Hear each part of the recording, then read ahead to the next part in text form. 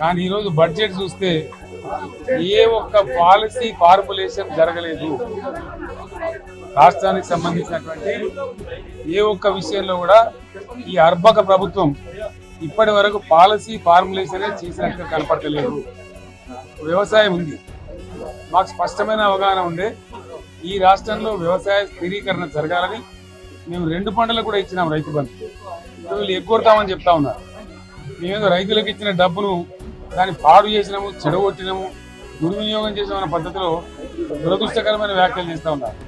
అంటే ఇది పూర్తిగా రైతు శత్రు ప్రభుత్వం అనేది తెలుస్తూ ఉంది. ధాన్యం కొనుగోలు చేయలేదు, విద్యుత్ సరఫరా చేయడం లేదు, నీళ్లు సరఫరా చేయడం లేదు, చాలా ఇబ్బందులు పెడతా ఉన్నారు. ఇంకా రైతు భరోసా, రైతు బంధు గురించి ఇంకా ప్రస్తావనే లేదు. ఎప్పుడైతే మా ఎమ్మెల్యేలు అడిగితే కూడా కనీసం సమాధానం చెప్తలేరు. కాబట్టి రైతులను వంచింది ప్రభుత్వం, వృత్తి కార్మికులను వంచింది. ఒక్క పాలసీ, ఇండస్ట్రియల్ పాలసీ ఏమి లేదు. వాటి గ్యాస్ ట్రాష్ పంచరంగ ఈస్మాన్ కలర్ లాగా చెప్పడం తప్ప స్టోరీ టెల్లింగ్ లాగా ఉన్నది తప్ప బడ్జెట్ చెప్పినట్టు లేదు. గత ప్రభుత్వం అన్ని రాష్ట్రంలోని అన్ని వర్గాల సంక్షేమాన్ని, వాళ్ళ ఆర్థికాభివృద్ధిని కాంక్షించి అనేక పథకాలు ప్రవేశపెట్టడం జరిగింది. ఒక్క పథకం మీద కూడా ఇప్పుడు స్పష్టత లేదు. ఫర్ ఎగ్జాంపుల్, యాదవుల కోసం ఉన్నటువంటి వాళ్ళ అభివృద్ధి కోసం పెట్టినటువంటి గొర్రెల పెంపకం పథకాన్ని టోటల్గా మూసివేసినట్టుగా మనకు అర్థమవుతా ఉంది.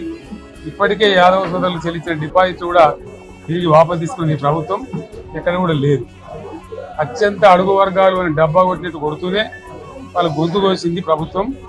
దళిత వర్గాల కోసం దళితంలో ప్రవేశపెట్టబడ్డ విప్లవాత్మకమైనటువంటి దళిత బంధు పథకాన్ని ప్రస్తావన కూడా లేదు.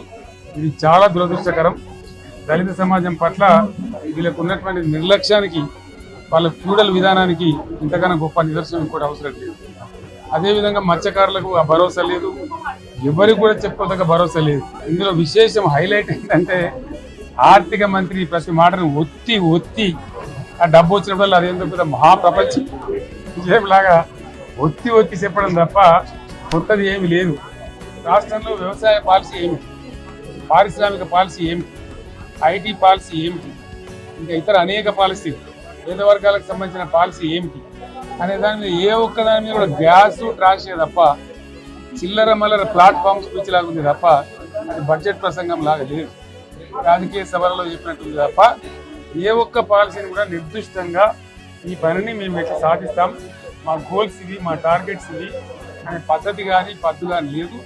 ఇది పేదల బడ్జెట్ కాదు, రైతుల బడ్జెట్ కాదు, యువల బడ్జెట్. విశ్లేషణలో మీకు తెలుస్తుంది. భవిష్యత్తులో బ్రహ్మాండంగా మేము దీన్నంతా కూడా చీల్చి చెండాడబోతాం. Thank you. గత బడ్జెట్ లో పథకాలు పెట్టి నిధులు ఖర్చు చేయని పథకాలకు తిరిగి మళ్ళీ ఇది ఈ బడ్జెట్ లో కూడా అవే పథకాలు, అదే నామస్మరణ, అదే కేటాయింపు. ఎట్లా నమ్మాలి? పోయిన బడ్జెట్ లో రాజీవ్ యువ వికాసానికి 6,000 కోట్లు పెట్టామన్నారు, 6 పైసలు కూడా ఖర్చు పెట్టలేదు. మళ్ళీ ఈ బడ్జెట్ ప్రసంగంలో మళ్ళీ అదే రాజీవ్ యువ వికాసం పథకం గురించి ఏదో గొప్పగా చెప్పారు. పోయిన బడ్జెట్ లో చెప్పారు, బల్లెలు కొట్టారు, 6 పైసలు ఖర్చు పెట్టలే. తిరిగి మళ్ళీ అదే పాట పాడింది ఈ బడ్జెట్ లో. అట్లా ఇందిరమ్మ ఆత్మీయ భరోసా 24-25 బడ్జెట్ లో పెట్టిండ్రు, 25-26 బడ్జెట్ లో పెట్టిండ్రు. ₹1 ఇవ్వలేదు, 1 పైసా కూలీలకు అందలేదు. మళ్ళీ ఈ బడ్జెట్ లో అదే చదివిండు బట్టి. అంటే నీ బడ్జెట్ కో శాంటిటీ లేదు. బడ్జెట్ అనేది కేవలం అంకెలు, మాటల గారడిగా మార్చింది తప్ప మీ కేటాయింపుల ఖర్చు విషయంలో, ప్రజలకు పథకాలు అందించడంలో చిత్తశుద్ధి లేదు అని అర్థమవుతా ఉంది.